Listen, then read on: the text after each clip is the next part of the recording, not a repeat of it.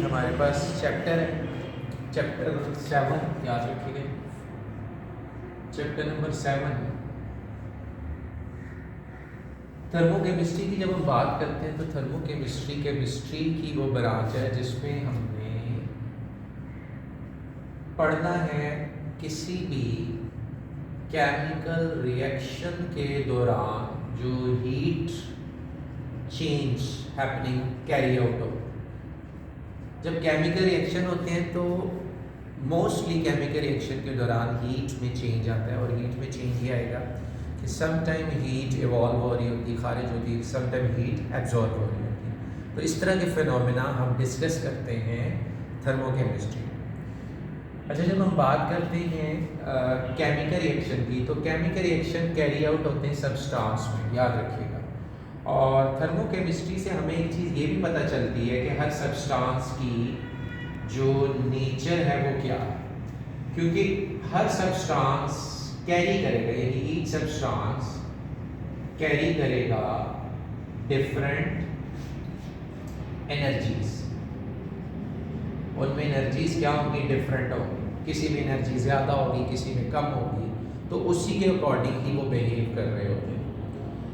अच्छा, जब हम बात करते हैं थर्मोकेमिस्ट्री की इस चैप्टर की, तो इसमें हम एक अपना पहला जो क्वेश्चन शॉर्ट डील करते हैं वो है हीट ऑफ रिएक्शन। अब हीट ऑफ रिएक्शन क्या है? हीट ऑफ रिएक्शन सिंपली हम ये करेंगे, एक ऐसा रिएक्शन, कोई भी जब सब्सटेंस रिएक्ट करते हैं तो रिएक्शन इन विच, यानी उन सब्सटेंस के रिएक्शन के दौरान जो इन विच हीट इवॉल्व हो रही, जो निकल रही एंड एब्जॉर्ब या एब्जॉर्ब हो रही, उसके लिए हम टर्म यूज करते हैं हीट ऑफ रिएक्शन। जैसे हम बात करते हैं वाटर की, hydrogen gas plus oxygen gas, जब ये आपस में कंबाइन होते हैं तो दे गिव H2O, हमारे पास ये वाटर मिलेगा। अब इस दौरान में जो हीट है वो क्या होगी? इवॉल्व होगी, और वो कितनी होती है? Like minus, we have the value minus 285.85 kilo joule per mole. अब ये जो रिएक्शन था, याद रखिएगा, इस दौरान में क्या हुआ? हीट इवॉल्व हुई।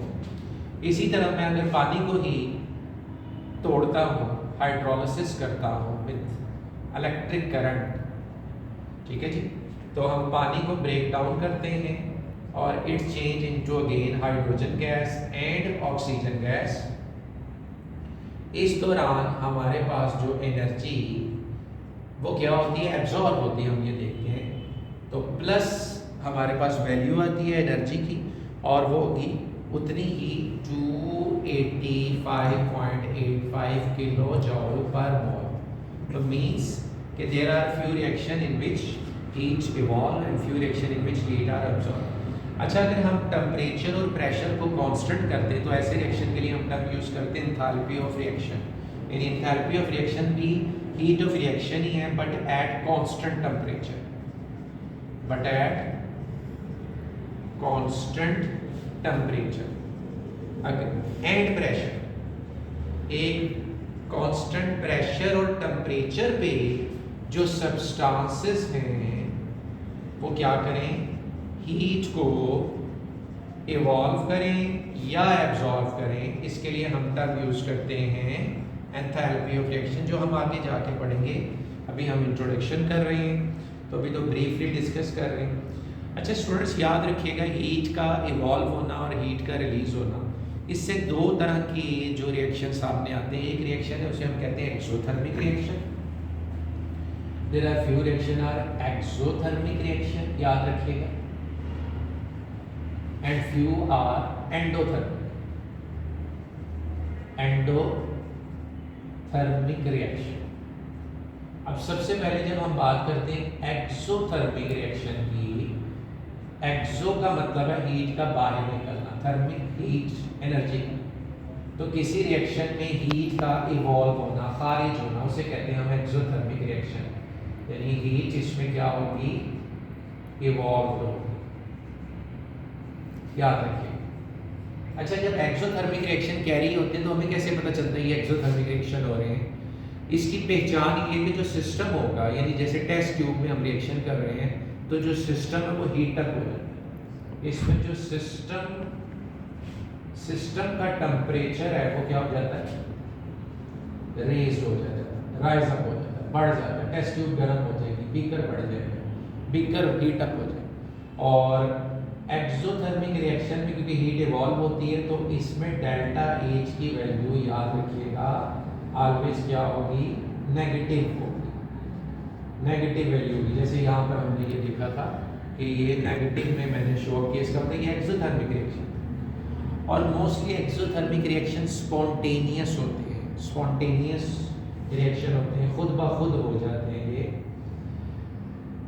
अच्छा, ऑन द अदर हैंड अगर हम बात करें एंडोथर्मिक रिएक्शन की, तो एंडो का मतलब है इनसाइड, थर्मिक में हीट, हीट का एब्जॉर्ब होना। तो ऐसे रिएक्शन जिनमें हीट क्या होगी? एब्जॉर्ब होगी, उसे हम कहेंगे endothermic reaction. So those reaction in which heat absorb हो रही है, एंडोथर्मिक।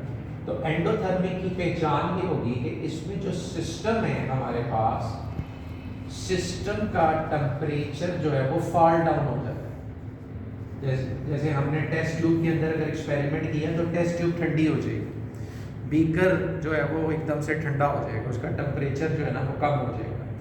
और इसमें जो डेल्टा एच है उसकी वैल्यू आपने पॉजिटिव साइन से रिप्रेजेंट करनी। जैसे हमने अभी एंडोथर्मिक किया था, पानी की हाइड्रोलिसिस की थी, तो उसमें हमने ये देखा, हमने उसे रिप्रेजेंट किया किससे? पॉजिटिव से। कुछ और रिएक्शन भी हैं, जैसे अगर मैं एक्सो की बात करूं तो एक्सो में ये कार्बन सॉलिड फॉर्म में जब हम इसे ऑक्सीजन के साथ रिएक्ट करवाते हैं तो हमारे पास कार्बन डाइऑक्साइड बनती है। आपकी बुक के अंदर रिएक्शन है, तो इस दौरान में जो एनर्जी रिलीज होती है वो -393 समथिंग 7 किलो जूल पर मोल। अच्छा, किलो जूल पर मोल है यूनिट, यहाँ पर हम यूनिट हीट के लिए इस्तेमाल करेंगे किलो जूल पर मोल। तो डियर स्टूडेंट्स, जो चैप्टर थर्मोकेमिस्ट्री है वो हमें एक तो ये गाइड करता है, यानी अगर हम इसकी लिमिटेशन देखें तो इस चैप्टर के जरिए हमें ये पता चलेगा केमिकल रिएक्शंस किस तरह कैरी आउट होते हैं, उनमें किस तरह हीट एवॉल्व और रिलीज होती है। और फिर हर सब्सटेंस के अंदर हम ये देखते हैं कि डिफरेंट बिहेव हो रहा होता है। सम टाइम वो हीट को रिलीज करते हैं, सम टाइम वो एब्जॉर्ब करते हैं। और ये जो सारे के सारे रिएक्शन है ये फर्स्ट लॉ ऑफ थर्मोडायनेमिक को ओबे करते हैं। और फर्स्ट लॉ ऑफ थर्मोडायनेमिक क्या है? फर्स्ट लॉ ऑफ थर्मोडायनेमिक ये है कि किसी भी सब्सटेंस में, मैटर में ना एनर्जी क्रिएट की जा सकती, ना डिस्ट्रॉय की जा सकती, बल्कि वो अपनी ही एनर्जी को एक फॉर्म से दूसरी में कन्वर्ट करता है। तो यहाँ पर भी कुछ ऐसा ही होता है कि जैसे हम एक्सोथर्मिक रिएक्शन की बात करते हैं तो इनमें बॉन्डिंग जो होगी, याद रखिएगा, एक्सोथर्मिक में नंबर ऑफ बॉन्ड फॉर्म ज़्यादा होते हैं और नंबर ऑफ बॉन्ड ब्रेक कम होते हैं। यानी जो एक्सोथर्मिक रिएक्शन होगी उसमें सब्सटेंस के जो एटम्स हैं उनमें नंबर ऑफ बॉन्ड्स जो हैं वो बनेंगे ज़्यादा, ठीक है, और number of bond of breaking कम होगी। तो ये बॉन्ड ज़्यादा बन रहे हैं तो किसी न किसी तरीके से एडिशन ऑफ इलेक्ट्रॉन हो रहे हैं। जब आपने बोहर में पढ़ा था, जब इलेक्ट्रॉन ऐड होते हैं तो एनर्जी रिलीज होती है, तो ऐसे में एनर्जी क्या होगी? रिलीज होगी। अच्छा, अगर हम एंडोथर्मिक की बात करेंगे तो एंडोथर्मिक में जो बॉन्डिंग ऑफ एटम्स हैं ये हमें पता चलता है, यानी जब हम थर्मोकेमिस्ट्री को डिस्कस करते हैं कि एंडोथर्मिक रिएक्शन में बॉन्डिंग ऑफ एटम्स, ठीक है जी, वो लेस होगी और ब्रेकिंग ज़्यादा होगी। ब्रेकिंग ऑफ बॉन्ड जो हैं वो ज़्यादा होगी। तो बॉन्ड जब ब्रेक होते हैं मीन्स इलेक्ट्रॉन मूव करते हैं, so from one shell to another shell, और ऐसे में वो एनर्जी को क्या करते हैं? एब्जॉर्व कर रहे होते हैं। तो इस तरह के जो क्वेश्चन है वो सारे हम डिस्कस करेंगे इस चैप्टर में। नेक्स्ट हमारे पास जो टॉपिक है वो spontaneous and non spontaneous reaction है, जो हम अपने नेक्स्ट लेक्चर के अंदर डिस्कस करेंगे। तो आज हमने थर्मोकेमिस्ट्री की स्कोप को देखा, इसमें इंट्रोडक्शंस देखा और ये देखा कि किस तरीके से थर्मोकेमिस्ट्री में हम वेरिएशन टाइप ऑफ रिएक्शन के हीट चेंज स्टेप्स को डिस्कस करेंगे। Thank you.